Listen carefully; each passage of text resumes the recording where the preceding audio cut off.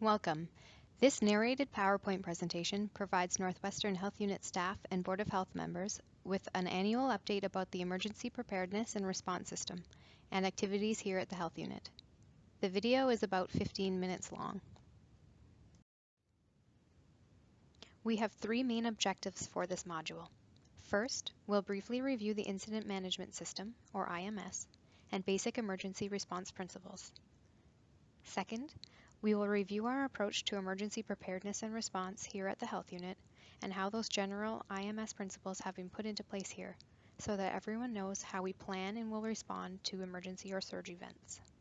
And finally, we'll make sure that you know where to find the Health Unit emergency plan and get more information if you need it. Let's start with a bit of context. You will probably remember that emergency preparedness is one of the program standards in the Ontario Public Health Standards. The program standards require us to undertake activities in each of the following areas: hazard identification risk assessment, business continuity plan, emergency planning, risk communications and public awareness, and education, training, and exercises. We're not going to cover any of these in great detail in this presentation, but you can find out more about them by contacting Alex Berry, the Manager of Communications and Foundation Services. The Ontario Public Health Standards also require health units to use IMS as their approach to emergency preparedness. And now, a few definitions so we're all using the same language. An incident is any occurrence or event that interrupts normal procedure or precipitates a crisis. It is any event that imminently threatens the safety of staff, clients, or communities in our region. An incident can lead to an emergency or a surge event, which will trigger the activation of the health unit's emergency response plan. An emergency is any situation or impending situation that constitutes a danger of major proportions that can result in serious harm to persons or substantial damage to property. These may be caused by forces of nature, disease outbreak, accidents, or similar acts that are intentional or otherwise. Examples could be flooding, disease outbreaks, or a train derailment. A surge event is any event that is not a full emergency that nonetheless requires a short-term realignment of health unit staff and resources to appropriately address the situation. So a large outbreak could be a surge event if staff from teams that do not normally get involved in outbreak response need to be pulled in to help with the response. And the emergency plan is a plan developed and maintained to direct an organization's external and/or internal response to an emergency. Our emergency plan is on Thrive in the Emergency Preparedness site. The plan is made up of a main document that outlines our general approach to an emergency and several appendices that include more detail about various aspects of how we would respond to an emergency or surge event.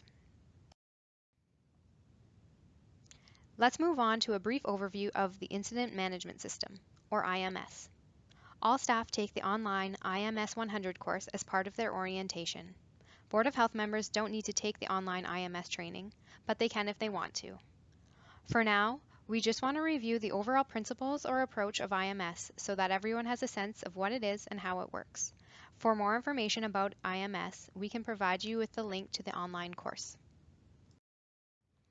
IMS is a standardized approach to emergency management recommended for managing all incidents.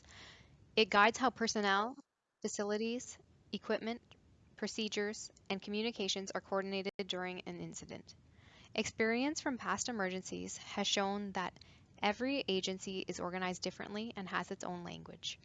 Emergency response typically involves several agencies, and these differences in language and structure can be a barrier to an effective response to an emergency. The common language and approach of IMS means that responders or stakeholders from multiple agencies can plan for and respond to emergencies more effectively because they have a common language and they have a common planning approach and principles.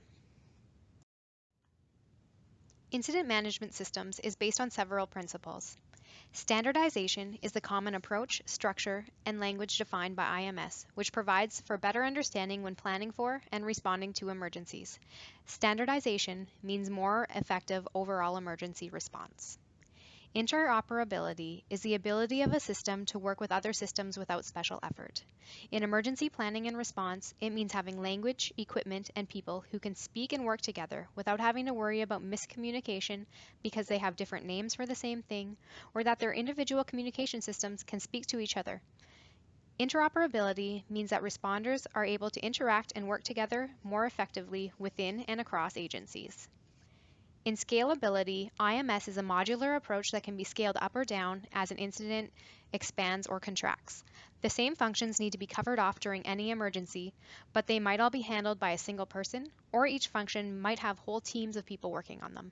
This ability to scale up and down within a single model means that IMS can be used for incidents of any size, and the response structure can grow and contract as a single emergency expands, is dealt with, and winds down. The basic premise of IMS is that there are certain core functions that need to take place when responding to any emergency or surge event, no matter how big or small it is. These core functions are incident command, operations, planning, logistics, and finance and administration. In a small emergency, a single person might do all of these things. As emergencies get bigger and more people get involved in responding, whole functional areas can be assigned to individuals or teams. By structuring emergency planning and response this way, IMS provides a common framework and common language so that the emergency response can scale up and down as needed, and people can communicate effectively with each other within and beyond the agency. The full IMS framework can be very detailed with lots of substructures and definitions. We're not going to go into these in this presentation, but let's take a general look at each of the main functions that have been identified in IMS and what they include. Incident command is just what it suggests, in command of the overall response to the event. Command is responsible for managing all responses to an incident. It could be a single person or a whole team. Incident command is the first and primary organizational component of IMS, to which all other functions report. Several supportive functions are identified as part of the command process: liaison with other stakeholders, public information, and health and safety.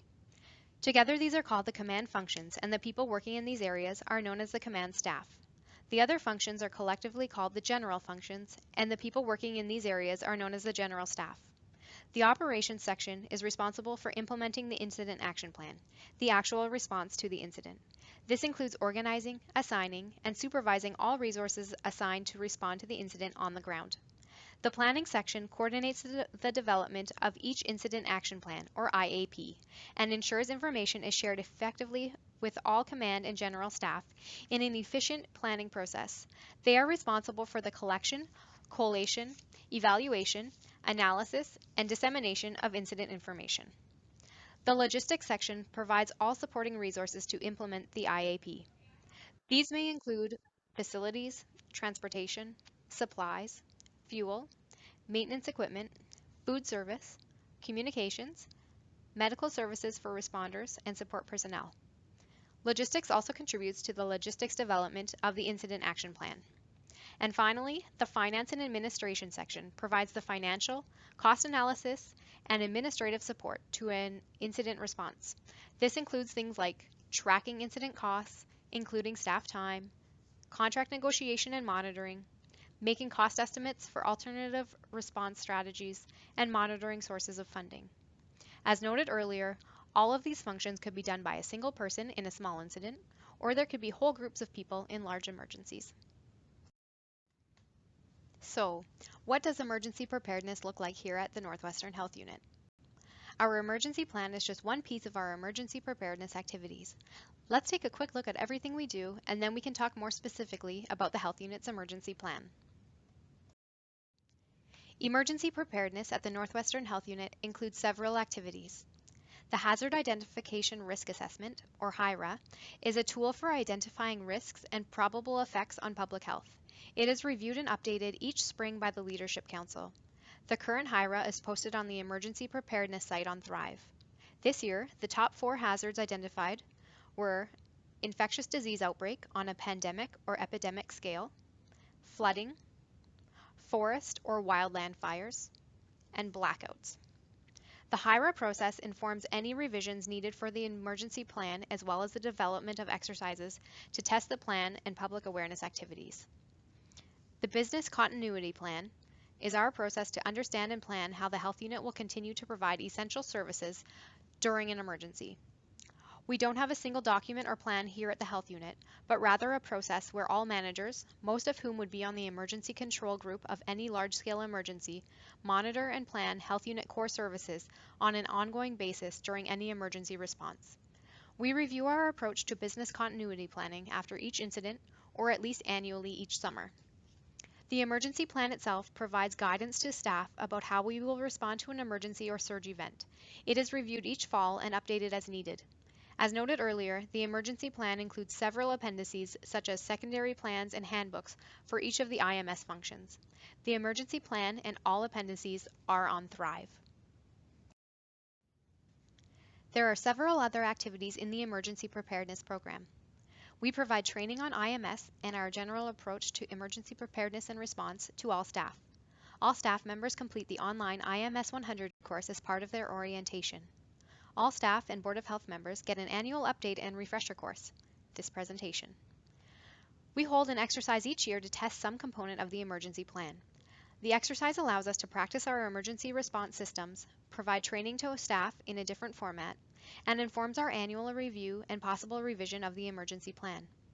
Finally, we have developed and we maintain risk communication knowledge and tools so that we can communicate effectively with the public during an emergency. So what will we do here at the health unit in case of an emergency?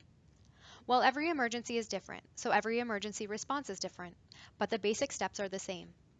Upon recognition of any threat, we assess the threat and communicate to others as needed, respond appropriately.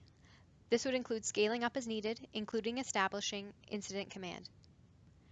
Continue to provide regular and essential program activities as appropriate, scale down as appropriate as emergency concludes, and debrief and evaluate our response.